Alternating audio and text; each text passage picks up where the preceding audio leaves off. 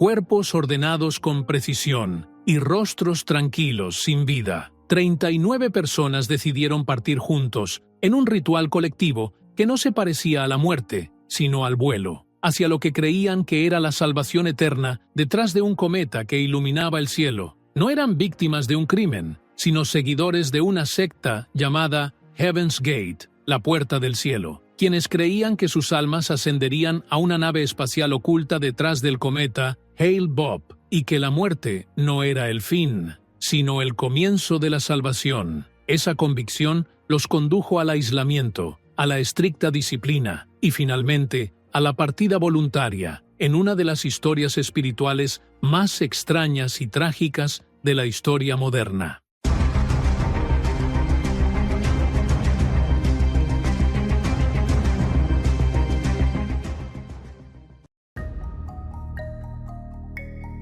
En la década de 1970, mientras Estados Unidos hervía con transformaciones espirituales y un interés creciente en la metafísica y los fenómenos paranormales, comenzó una historia inusual entre un hombre y una mujer, una historia que pronto se convirtió en un movimiento religioso que terminaría en un desastre sin precedentes en la historia estadounidense. El hombre se llamaba Marshall Herff Applewhite, un hombre con antecedentes religiosos conservadores. Estudió música religiosa en la Universidad de Texas y poseía una voz operática y una presencia carismática en el escenario. Marshall sufrió una crisis de identidad religiosa y psicológica tras ser despedido de su puesto como profesor universitario debido a su relación sentimental con un estudiante, lo que lo llevó a un viaje existencial en busca de la verdad espiritual, un viaje que lo condujo a profundas oscuridades internas. La mujer se llamaba Bonnie Louise Nettles, enfermera y médium espiritual, quien creía que seres de mundos superiores le susurraban secretos. Cuando se conocieron en un hospital de Texas en 1972, sintieron que aquel encuentro no era ordinario, sino escrito en las estrellas, como decía Bonnie. Desde ese momento se volvieron inseparables. Decidieron que su misión trascendía esta tierra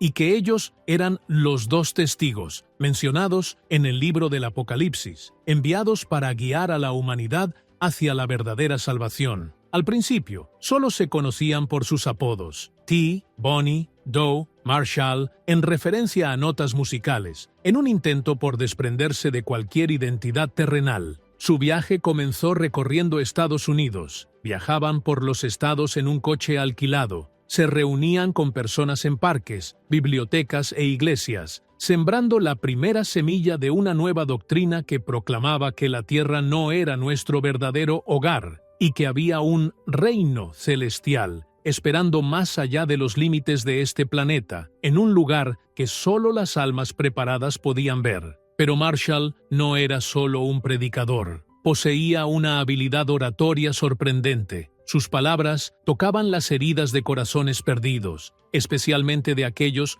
que no encontraban sentido en su vida cotidiana o que se sentían defraudados por las iglesias, instituciones y religiones tradicionales. Uno de los primeros seguidores, conocido más tarde como Thomas N., era un joven común de Ohio. Escribió en su cuaderno después de su primer encuentro con Marshall: «Siento que he encontrado mi segundo ojo. Por primera vez, alguien me dice que no soy de este planeta, y yo lo creo». Con el tiempo, quedó claro que lo que construían no era solo una comunidad espiritual, sino una secta con una estructura intelectual completa. Renunciaban al mundo y esperaban el contacto de una civilización avanzada que los llevaría consigo en la nave celestial. Combinaban conceptos espirituales antiguos como la salvación y la ascensión con ideas de ciencia ficción moderna, como los viajes interestelares, seres extraterrestres iluminados y el tránsito a través de portales cósmicos. Fundaron un grupo cerrado con un nombre simbólico: Heaven's Gate, la puerta del cielo. La puerta que, según su creencia, sería abierta por los enviados del más allá cuando llegara el momento de partir, tal como se había abierto para Bonnie y Marshall a través de visiones y señales celestiales. Juntos, fusionaron en su doctrina la espiritualidad antigua, la metafísica y un creciente interés por el espacio y los seres extraterrestres. Creían que la Tierra era solo un pequeño punto en el vasto universo, y que civilizaciones avanzadas esperaban que la humanidad superara sus límites materiales y espirituales. Mientras al principio eran vistos como un caso extraño de obsesión espiritual, la semilla de la secta crecía en silencio, encontrando seguidores entusiastas entre quienes buscaban la certeza absoluta. Pero en el corazón de ese origen había una idea central aterradora. El cuerpo es solo un recipiente temporal, y el verdadero ser humano comienza solo cuando su alma se libera de esa cáscara material. Con esta interpretación, los seguidores comenzaron a entrenarse para desvincularse de sus cuerpos, de sus emociones e incluso de su yo terrenal, preparándose para el día señalado. Una vez consolidada como un ente cerrado con liderazgo y enseñanzas propias, la secta Heaven's Gate comenzó a definir su doctrina única, una doctrina que mezclaba religión y ciencia ficción, reconfigurando conceptos como la salvación, la redención y la inmortalidad, en un lenguaje cósmico que no se parecía a ninguna religión terrenal. Marshall Applewhite y Bonnie Nettles se presentaban como seres enviados desde el nivel siguiente, un plano espiritual superior al nuestro, representando la etapa siguiente en la evolución de la conciencia cósmica. En su creencia, la Tierra era solo un campo de prueba, y los humanos eran seres aún inmaduros, pero entre ellos, unos pocos podían ascender si se sometían a una purificación completa. Llamaban a esta etapa The Next Level, el nivel siguiente. No se trataba de ascensión en el sentido tradicional, sino de un mundo puro fuera de esta dimensión material, donde los seres iluminados trascendían el cuerpo. No comían, no se reproducían, no morían, sino que se inmortalizaban como energía pura en un sistema cósmico superior. Para alcanzar el nivel siguiente, el ser humano debía renunciar completamente a todo lo que lo hacía terrenal: su cuerpo, sus deseos, sus relaciones, su pasado, incluso su nombre. Bajo esta creencia, la muerte no se veía como una pérdida, sino como una graduación de esta escuela material. La llamaban exit, la salida. Existían documentos escritos por los miembros llamados exit statements, declaraciones de salida. En ellos expresaban su entusiasmo por la transición y se despedían del mundo terrenal con una tranquilidad semejante a una celebración. ¿Qué les hizo creer que el momento se acercaba? A finales de 1996, el mundo empezó a seguir la aparición del cometa Hale-Bopp en el cielo, un cometa brillante y hermoso que asombró a los astrónomos. Pero para los ojos de la secta Heaven's Gate, este cometa no era solo un fenómeno astronómico, sino una señal del cielo. Marshall promovió entre sus seguidores la idea de que una nave espacial oculta se escondía detrás de este cometa, enviada desde el nivel siguiente para llevar sus almas. Dijo en una de sus grabaciones: «La nave está allí, nos espera. Solo necesitamos mostrar nuestra disposición para partir». Así comenzó la cuenta regresiva. El cometa se convirtió en un gran símbolo espiritual, la llave de la puerta, el puente entre este mundo y el siguiente. Para el público general, estas creencias parecían locura, pero para los miembros de la secta, estas enseñanzas eran un razonamiento espiritual interno coherente, que ofrecía respuestas que las grandes religiones habían ignorado durante mucho tiempo. Encontraban en estas ideas consuelo para sus pérdidas, un lugar seguro para sus miedos y una esperanza indiscutible en un mundo nuevo, un mundo sin dolor, sin cuerpo, sin fracaso y sin soledad. Y con cada día que pasaba, la doctrina de la ascensión se arraigaba en ellos, transformándose de una idea en una decisión definitiva, irreversible.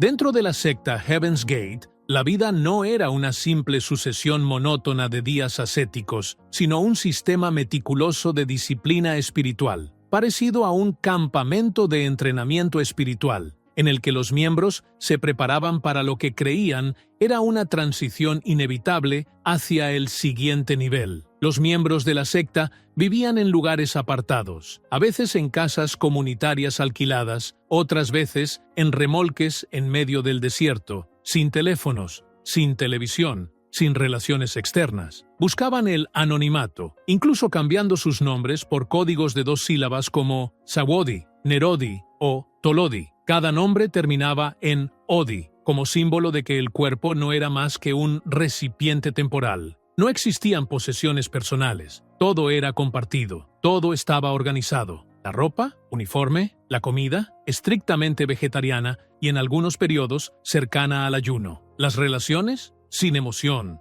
sin celos, sin deseos. La relación entre los miembros se basaba en la igualdad espiritual. Nadie veía a otro como amigo o hermano, sino como un compañero de ascenso. Incluso las parejas que habían ingresado juntas fueron obligadas a una separación emocional total. Por orden de Marshall, las relaciones sexuales estaban completamente prohibidas y algunos miembros, por voluntad propia, se sometieron a operaciones de castración para reducir los deseos corporales, considerados parte de los programas del ser humano terrestre, que debían desactivarse para alcanzar la pureza. Incluso el lenguaje fue depurado. Evitaban palabras como yo, mío o te amo, sustituyéndolas por términos como vehicle para referirse al cuerpo, crew en lugar de familia, task en lugar de trabajo o tarea, craft para describir sus viviendas. Cada mañana, los miembros se reunían en silencio, revisaban las enseñanzas de Do, veían grabaciones de sus conferencias y meditaban en solemne quietud.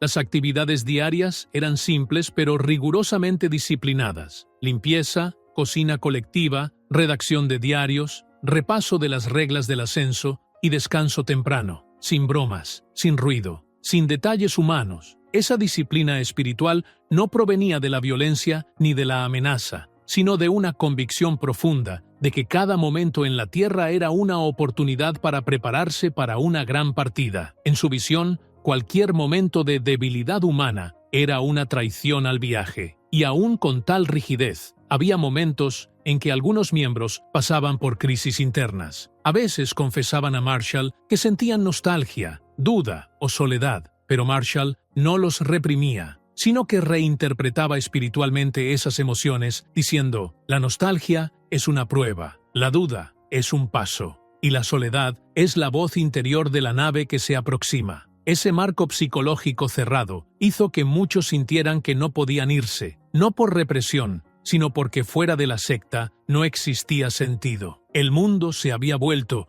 para ellos, un lugar muerto, y solo la secta era el camino. Los demás dormían en la oscuridad del engaño. Así, la vida dentro de la secta se transformó en algo semejante a vivir en un planeta de entrenamiento, físicamente en la Tierra, pero espiritualmente en otro lugar. Todo los preparaba para la gran partida, y cuando el cometa Hale-Bopp apareció en el cielo, todos sintieron que el entrenamiento había terminado, que la hora de la partida se acercaba. A pesar de lo extrañas que eran las ideas y el ambiente cerrado de Heaven's Gate, la secta logró atraer seguidores con calma y constancia, especialmente durante las décadas de 1970 y 1980, en un clima de ansiedad espiritual y pérdida de fe en las instituciones estadounidenses. Marshall y Bonnie no ofrecían promesas materiales ni llamamientos violentos, sino un mensaje simple pero poderoso: ustedes no pertenecen a este mundo. Sus reuniones se realizaban en lugares públicos, atrayendo a personas que sufrían un vacío interior, desilusión con las religiones tradicionales o pérdida de identidad. A través de conferencias introductorias, la secta preparaba el terreno para la idea del ascenso, ofreciendo a los asistentes la opción de unirse o regresar a su vida anterior. Quienes elegían quedarse iniciaban gradualmente un nuevo capítulo de aislamiento, abandono de la familia, del dinero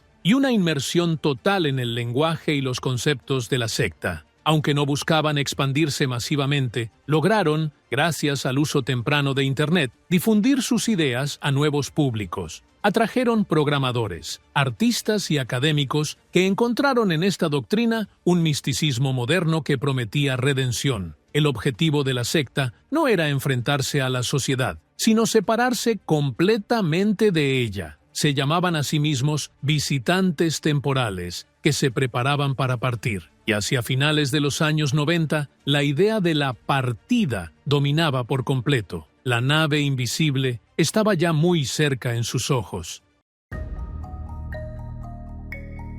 Al acercarse 1997, Heaven's Gate dejó de hablar del ascenso como una metáfora. La doctrina se transformó en un plan operativo estricto, ejecutado con la precisión de los cálculos astronómicos que creían los guiarían hacia la nave espacial oculta tras el cometa Hale-Bopp. Dentro de la secta, todo transcurría en un silencio meticuloso. No había caos, ni pánico, ni discusiones, solo una calma extraña, semejante al momento antes del despegue. Los miembros, hombres y mujeres, se reunieron en sus habitaciones compartidas, repasaron las enseñanzas de Do y escribieron a mano lo que llamaron declaraciones de salida, cartas personales que no eran testamentos, sino mensajes de gratitud, paz y despedida. Repetían entre ellos que la nave está cerca, que la Tierra no era más que un campo de entrenamiento y que el cuerpo ya no servía como recipiente. La muerte, para ellos, no era pérdida, sino tránsito. No era suicidio, sino liberación de la gravedad terrestre y retorno al siguiente nivel con el que soñaban. Un lugar sin dolor, sin cuerpos, sin hambre, sin espera. En los últimos días, todos fueron trasladados a una gran casa alquilada en un tranquilo suburbio de Rancho Santa Fe, California. Allí comenzó la ejecución del plan. Se distribuyó el uniforme, camisa negra, pantalón deportivo, zapatillas Nike Decades y un brazalete con la inscripción Heaven's Gate, equipo de partida. No era una cuestión estética, sino simbólica. Representaba unidad y una nueva identidad cósmica. A cada miembro se le asignó su cama, una pequeña bolsa a su lado con documentos, algunas fotos y notas personales. Luego iniciaron las fases finales de preparación. El cruce colectivo fue planificado con precisión. No ocurrió de una sola vez, sino en 3 etapas. En cada una, un grupo ejecutaba el suicidio, bajo la supervisión de quienes aún quedaban, hasta que llegó el turno del último grupo, encabezado por Do mismo. El método era claro y directo. Una dosis de fenobarbital disuelta en jugo de manzana, ingerida con alcohol para acelerar el efecto, seguida de una bolsa plástica sobre la cabeza para asegurar la pérdida de conciencia y una muerte rápida. No hubo resistencia. Todo ocurrió según lo planeado. Lo más desconcertante es que las grabaciones que realizaron antes de morir estaban llenas de sonrisas. Los miembros parecían radiantes, hablando a la cámara con serenidad y agradecimiento por su destino, como si estuvieran a las puertas de un paraíso prometido. Y en una mañana gris de finales de marzo de 1997, mientras el cometa Hale-Bopp brillaba en su máximo esplendor, las autoridades estadounidenses descubrieron la casa. Cuerpos alineados en las camas, cubiertos con paños púrpura, rostros tranquilos, sin sangre, sin desorden. La escena parecía más un ritual espiritual que una tragedia. 93 ojos se cerraron para siempre, y 40 almas, según la certeza de sus dueños, ya habían ascendido a la nave oculta tras la luz. Aquel instante, para ellos, fue más que una muerte, fue una promesa cumplida.